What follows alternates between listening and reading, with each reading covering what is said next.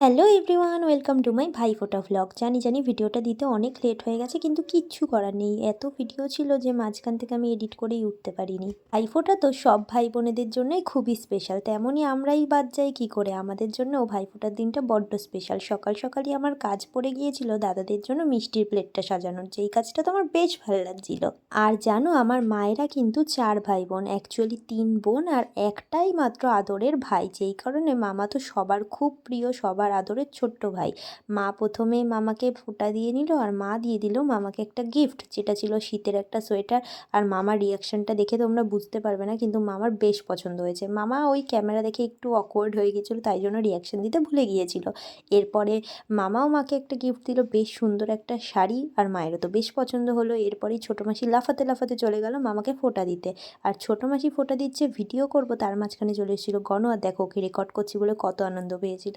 ছোটো মাসিও এখানে মামাকে গিফট দিয়ে দিল, যেটা ছিল একটা দেয়াল ঘড়ি, যেটা বেশ ভালো লাগছিল কিন্তু। আর ওই যে তোমাদের বললাম না, আমার মারা 4 ভাই বোন, এই দেখো এক ফ্রেমে ওদের ফাইনালি আনতে পেরেছি। সবাই কাজ করছে এদিক ওদিক ছড়িয়ে ছিটিয়ে, তাই জন্য ওদেরকে একসাথে আনা সম্ভবই হচ্ছিল না। যাই হোক, আমাদের কিন্তু ফোঁটা দেওয়া হয়নি এই বছর, তার আগেই আমরা খেয়ে নিয়েছি, কারণ দাদার আসতে এই বছর প্রচুর লেট করছিল। আর এত লেট করছিল যে প্রায় বেজে গিয়েছিল 1টা। সেই টাইমে আমরা বোনরা মিলে টিফিন করছিলাম। আর এই দেখো এক একজন গরিব মানুষ খেতে বসেছে।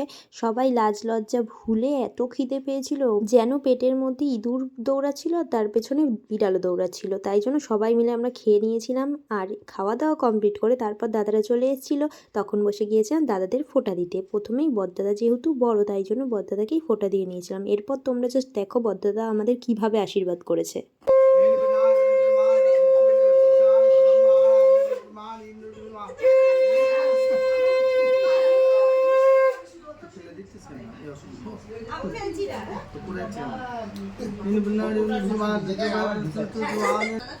আবার দাদা কালি কালি হয়ে গেছে ও সাদা গেঞ্জি ওতে বানাবে বাসি হাসছিস কেন এসে মুখ মাগ বাম মাগ ভিডিও মাঝখানে এসে দিল মুখ মাজন করা হবে ভিডিও আছে তুই সরে যা ও গামছাটা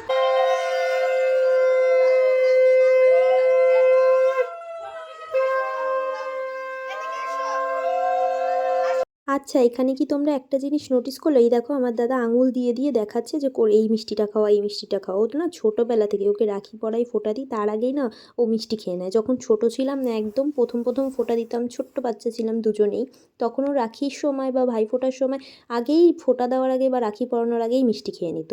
যাই হোক, এদিকে আমার ছোটো পাগলু ভাই, ওকে আমি একটা বড় কাজলের টিপ পরিয়ে দিয়েছি। ও তো বুঝতেও পারি না, কারণ বুঝতে পারলে আমাকে এখানেই জাস্ট। যাই হোক, ও আর আমি কিন্তু দেখো চোখে চোখে ইশারায় ঝগড়া করছি। অল দ্য টাইম আমরা দুজন ঝগড়াই করি।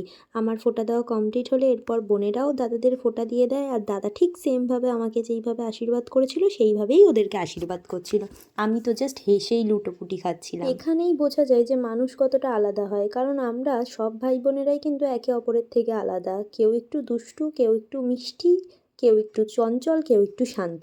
যাই হোক, ফোঁটা টোটা দেওয়া হয়ে গেলে আমি দাদাদের খুব ভালো করে নমস্কার করছিলাম, বেশি করে পায়ে পড়ে যাচ্ছিলাম, বারবার করে, একবারের জায়গায় 3-4 বার করে নমস্কার করছিলাম, যাতে আমাকে একটু টাকা বেশি দেয়।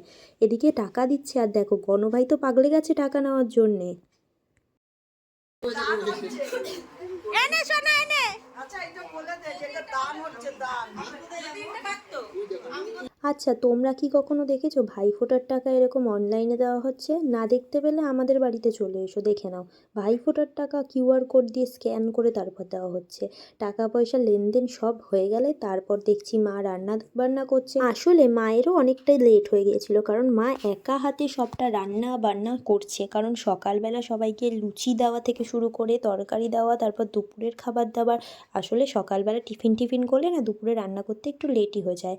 আর আমাদের আজকে মেনু ছিল ভাত, মাছের মাথার মুগের ডাল, আলুর চিপস, তার সাথে ছিল পটল চিংড়ি। পটল চিংড়ির মধ্যে পটলই খুঁজে পাওয়া যাচ্ছিল না, যাই হোক সেটা বাদই দিলাম। আর তার সাথে ছিল দ্য সোস টপার মাটন।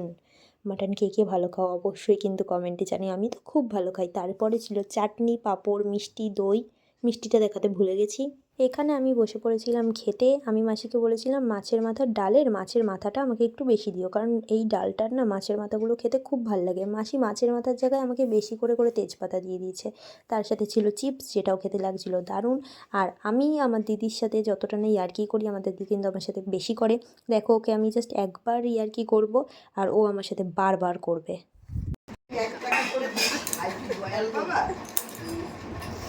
ওর কথা বাদ দাও, খাওয়া দাওয়ায় কনসেন্ট্রেট করি। এরপরেই চলে এসেছিলো পাতে পটল চিংড়ি, এর ভিতরও ছিল তেজপাতা। কেন যে আজকে কপালে বারবার তেজপাতা পড়ছে, আসলে মাসি আমাকে ইচ্ছে করে তেজপাতা দিয়েছে।